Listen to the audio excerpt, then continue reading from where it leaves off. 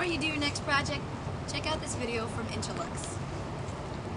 You know, I got to tell you, we are excited that you're still with us today here at Shipshape TV, where the topic this time has been how to better care for some of the different surfaces on your boat. And what we want to kind of dive into next is we want to look at taking care of our teak. And that leads us to our next expert guest, who we have the honor of having back on the program. He's a very good friend of mine. Thank you, John. Steve Schultz. And Steve heads up the Interlux Corporation here in the United States. And Steve, I want to talk about some things that I've been doing over the years and I've been teaching people. I have shown them many times how to use some two-part teak cleaners. And what happens with teak wood is it will change color on you. It'll start off in a very nice brown or tan state, looks gorgeous, okay? Then some of the teak oil in it kind of lifts out from either the sun or, you know, water or whatever. But that exposed teak grain just sucks in dirt and it turns gray, okay? And periodically you have to clean your teak.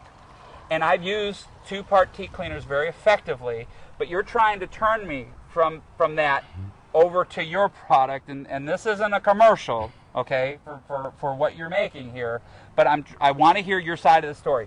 Why are you trying to turn my head that direction? Well, John, as you've said before, the two-part teak cleaners work very well. They work well because it's an acid that's applied, and you allow that to do its work, and then it's neutralized with a base product. What type of acid is this? Hydrochloric acid in many cases, and some other very aggressive chemicals. Hydrochloric acid is extremely toxic. And there's a lot of information on the label about how to protect your boat against it and how to protect yourself against it. We think there's other ways to do that, John. Okay, so what do you call your teak cleaner? Premium Teak Restorer. It was formulated by our chemist in Scandinavia a number of years ago. This contains oxalic acid and citric acid. What is oxalic acid? Oxalic acid actually is present in things like black pepper and rutabaga and some other food products, so it's a fairly safe product to be used. Much less aggressive on both the boat itself and the applicator. Okay, let's talk about how we would go about the process of cleaning this teak cockpit. Now, we would start off again with the boat soap. Yes, of course. The specially formulated for a marine environment. Correct. We'd wash it, and basically we'd wet down the cockpit, and we would come back with somebody's teak cleaner. Okay, now you're saying yours. We'll try it. Okay. What direction do I want to use my brush? What direction do I want to take it across the grain of the teak? John, on a teak deck, I think the answer is different than other parts of teak on the boat. On a teak deck, we take a little different position on that. We want to give you good footing, like a no-skid deck, and therefore having a little bit of texture is not bad. What we recommend is an application of the teak cleaner with the grain of the wood, and wait about 2 minutes and do a second application against the grain of the wood. How many applications do we need to use if we're using your product? Well, it depends upon how long you've waited in between applications. It's a lot less work to do it when it just starts to fade as opposed to waiting till it totally discolors.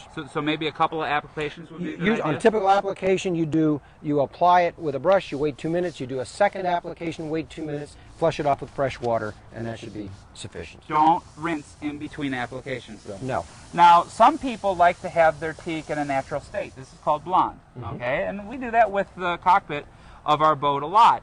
But sometimes you want a teak oil, and there are a lot of good quality teak oils out on the market that you can use. What is in your teak oil that's so different?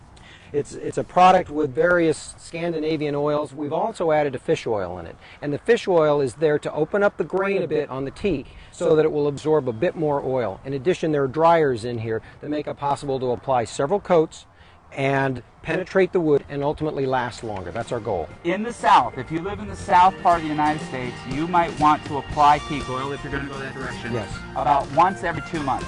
Okay, that's when you would reapply it, is about every 2 months.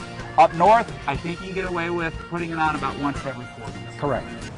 You can find these products from Interlux at JamesTownDistributors.com.